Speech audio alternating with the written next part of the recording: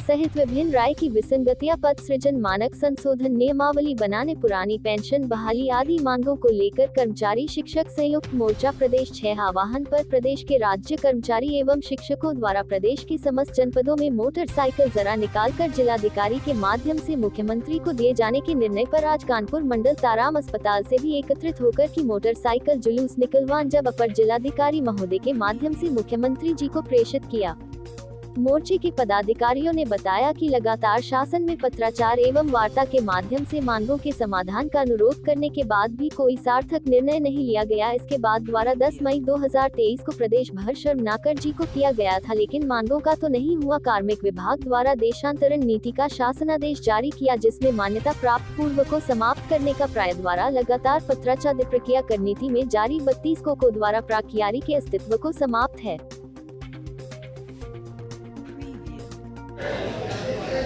मैं हाईलाइट में हूँ जो पुरानी पेंशन बहाल को लेके कर्मचारी द्वारा मांग रखी गई है और पुरानी पेंशन को बहाल किया जाए, जिसके कारण आज सभी विभाग प्रमुख रूप से शिक्षा विभाग है, स्वास्थ्य विभाग है और भिन्न प्रकार के लमसम 16 से 18 विभाग है जो कि शिक्षा मांग को लेकर मांग पूरी नहीं हो रही, जिसके कारण उत्तर प्रदेश शासन के द्वारा इनका विरोध प्रदर्शन किया गया, वहाँ जुलूस निकाला गया है। इस टाइम मैं कानपुर नगर से गौरव निगम साथ दानिश खान कैंप। अरविंद कुरील, मंडल संयोजक कर्मचारी।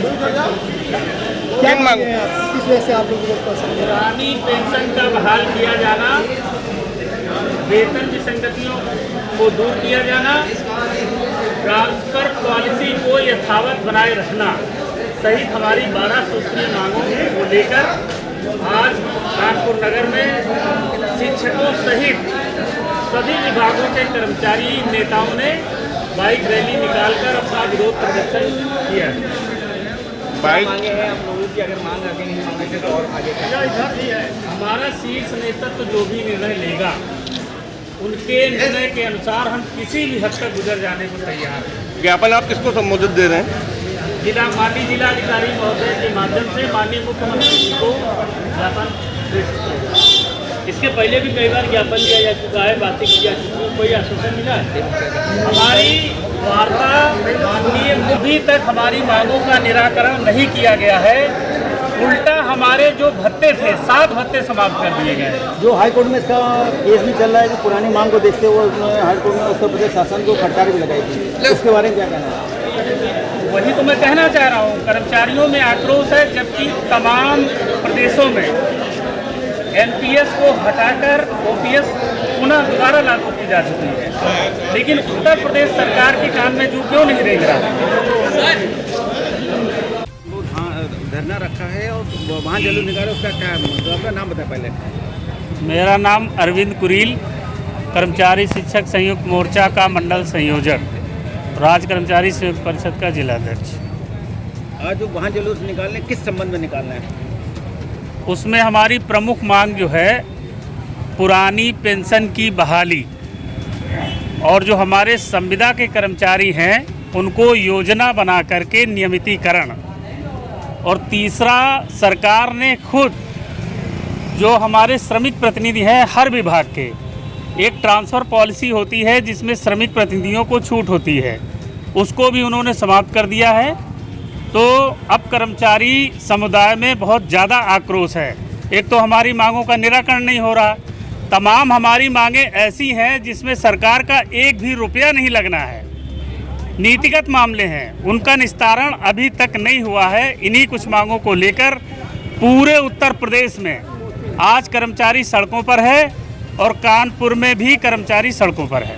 टोटल कितनी संख्या में जो कर्मचारी है वहाँ जुलूस में शामिल हुआ आपके कार्यक्रम में? हमारा हजारों की संख्या में। कानपुर नगर से आज क्या कानपुर 1000 से ज़्यादा 1000 से ज़्यादा कर्मचारी आप खुद स्वयं देखेंगे, पूरा हुजूम है और रास्ते में मिलते जाएंगे। अभी तमाम लोग रास्ते में। आपकी ये मांग पूरी नहीं हो तो आगे क्या आपका विचार?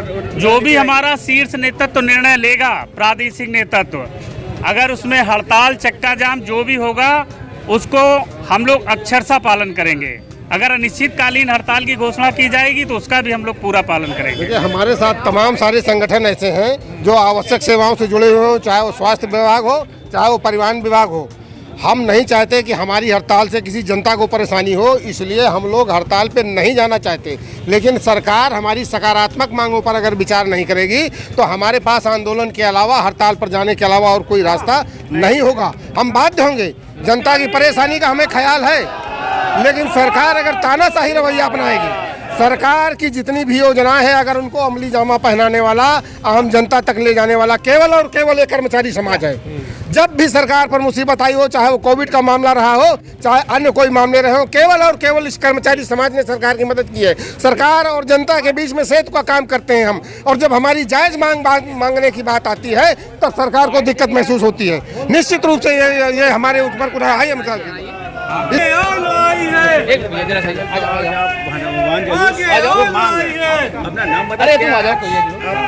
देखिए, मांग हमारी काफी दिनों से 7 सूत्री मांग पत्र चल रहा है, जिसको लेकर के 18 मई को हम लोग चुन्नीगंज बस अड्डे पर धरना भी दिए थे और मुख्यमंत्री को ज्ञापन भी दिए थे। इसी बीच में इनकी स्थानांतरण नीति जो है शासनादेश लागू किया, जिसमें हमारे तमाम से अधिकारों को जो है उसमें कम कर दिया। तो इसलिए जो है उसमें जो स्थानांतरण नीति में पैरा 12 है, उसमें इन्होंने जो है गड़बड़ किया है। हमारी मांग है कि पैरा 12 को संशोधित किया जाए। जो मान्यता प्राप्त संघ संगठन हैं उनको पूर्व की भांति स्थानांतरण नीति में शामिल किया जाए, ये हमारी प्रमुख मांग है। बाकी 7 सूत्री मांग पत्र हमारा शुरू से चला आ रहा है, उस पर अभी तक कोई जो है वार्ता आदि नहीं बुलाई गई, जिससे कर्मचारियों में रोष है। हम आगे जैसा हमारा शीर्ष नेतृत्व आगे आंदोलन देगा, हम उस आंदोलन को अच्छी तरह से चलाएंगे, चाहे हमें सड़क पे अब उतरना पड़े, हम परहेज नहीं करेंगे। सरकार बिल्कुल अनसुनी कर रही, कर्मचारियों का उत्पीड़न कर रही है, किसी तरह से हमारी मांगों को लेके जो है नहीं किया था। चाहे पुरानी पेंशन बहाली का मामला हो, चाहे वेतन विसंगतियों का मामला हो, हमारे स्वास्थ्य के कर्मचारियों का तमाम मामला है, रोडवेज कर्मचारियों का तमाम मामला है, निकाय के कर्मचारियों का तमाम मामला है, सिंचाई विभाग के कर्मचारियों का तमाम प्रकरण है। इन प्रकरणों का निराकरण समाधान कोई सरकार निकालना नहीं चाहती है। हमारे पास कोई चारा नहीं है इसके कि हम सड़क पे उतरें, हम चाहते नहीं हैं, लेकिन सरकार हमको विवश और मजबूर कर रही है, जिसके वजह से हमको ये करना पड़ रहा है। आज कानपुर में ही नहीं है, प्रदेश के सारे जनपदों में जिला अधिकारी के माध्यम से माननीय मुख्यमंत्री का ध्यान आकर्षण ज्ञापन देके कराया जा रहा है। अगर इसके बाद भी अगर नहीं सचेत हुई सरकार, हम लोगों से जो है वार्ता नहीं हुई, ऐसे ही संवादहीनता बनी रही, तो निश्चित रूप से एक दिन हम लोग बड़े आंदोलन पर उतरेंगे। इसकी समस्त जिम्मेदारी सरकार और शासन की होगी। शासन को हाई कोर्ट ने भी फटकार लगाई थी, जो पुरानी पेंशन थे उसको लेते हुए। जी, उसके बारे में क्या कहना चाहते हैं आप? देखिए, पुरानी पेंशन बहाली की हमारी मांग चल रही है, ये एनपीएस में तमाम चीज़ें समझा रहे हैं।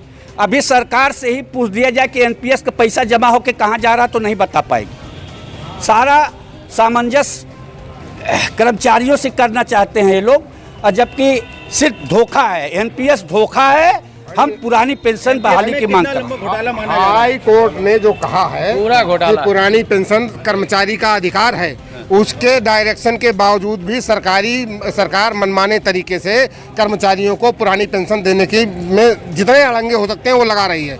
एनपीएस की व्यवस्था ये है कि 10% कर्मचारी देता है, 14% सरकार देती है, लेकिन ये पता ही नहीं चल रहा कि वो पैसा जा रहा है तो कहाँ जा रहा है।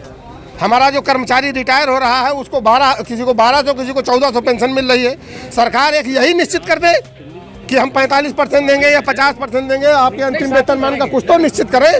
अब ये मानना है कि हाई कोर्ट का उल्लंघन कर रही है उत्तर प्रदेश। 100% खुलेआम न्यायपालिका का उल्लंघन हो रहा है भैया। खुलेआम सरकार तानाशाही रवैया अपनाए हुए है। जो ये परिवार है सरकार के, हम अंग हैं उसके, और उसके बाद हमारी जायज मांगों को अगर नहीं मांगा जा रहा तो निश्चित रूप से कर्मचारी समुदाय सड़क पर उतरा है अपने अधिकारों के लिए, और जोरदार लड़ाई लड़ेगा। इंकलाब जिंदाबाद। हमारे चैनल को लाइक करें, सब्सक्राइब करें और शेयर व बेल आइकन